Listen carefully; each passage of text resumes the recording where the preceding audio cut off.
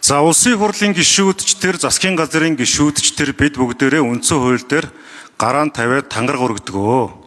Өргөсөн тангарагтаа үнэнчээр одоо нэг мөр сэтгэл зүгээр энэ үйл хэрэгтэй явж байна гэж ойлгодог. Чуулганы хуралдаан дээр парламентын өөрийнх нь одоо амин сүнс бол энэ мэтгэлцэн үзэл бодлоо илэрхийлэх, нээлттэй байх, иргэдийн мэдих эрхийг хангана гэдэг бол бидний том зарчим байдаг. Энэ зарчмаа л хэрэгжүүлж байгаа.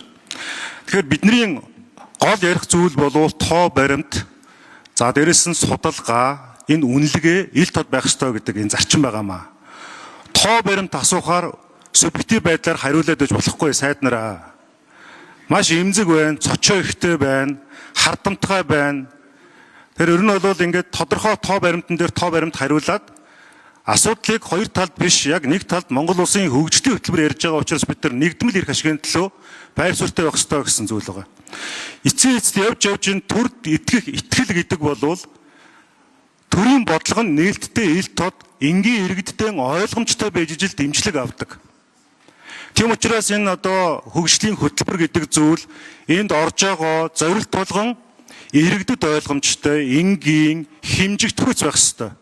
Дээрээс нь бид нар 48 сарын хөтөлбөр дотроос эхний одоо 10 сарыг ингээ хэрчээд харах юм бол явцын биелэлт нь ямар байгаа тухай асуусан.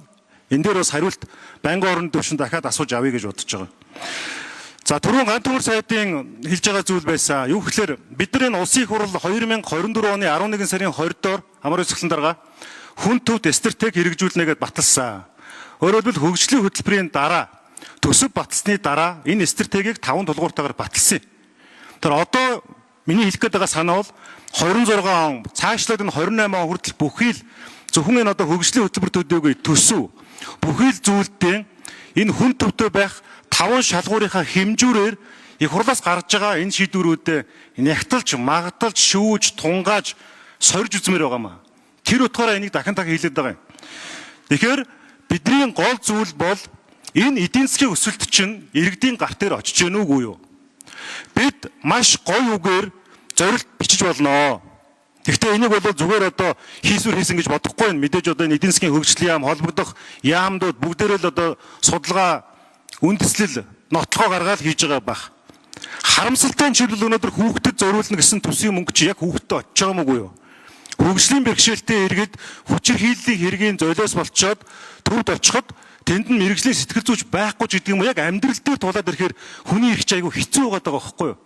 Тэр парламентаас гаргаж байгаа шийдвэрүүд, хууль, дүрм, журам энэ бүх зүйл чинь амьдрал дээр яг амилж байгаа мó гэдэг дээрээ бид нараас том чихээр сонсож хүлээцтэй хандах ёстой шүү засгийн газраа.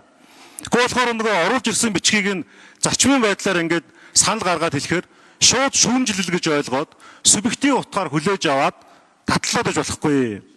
Монгол төрийн бодлого бол олон талаас нь магталж ээж, үзэл бодлоо уралдуулж ээж, тухайн хэмжээс ярьж ээж гардаг байх ёстой юм аа. Нэг, хоёрдугаарт бол бид энэ их хурлын чуулганы танхимд хэлж байгаа амнаас гарч байгаа авийн болгон дээр хариуцлагатай байх ёстой. Хувь хүний үзэл бодол гэсэлүүтэйгээр тухайн салбарын үндэслэл тооцоо мэрэгчлүүдийн гаргаж өгсөн тэр баримтууд дээр сэдвүүдийн түшиглэж ярьж явах ёстой шүү гэдгийг уриалж байгаа маа. За эцнийг гэж хэлэхэд мэдээж энд Монголынхон эсрэг Монголоо хорлох гэсэн хүн байхгүй байх. Аливаа асуудал дээр бид нар объектив хандах ёстой, бодиттой хандах ёстой.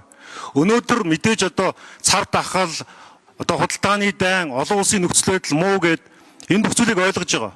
Гэхдээ энэ хөгжлийн хөтөлбөр түүний үзэл баримтлалыг оруулж ирэхдээ дэлхийд ийм байгаа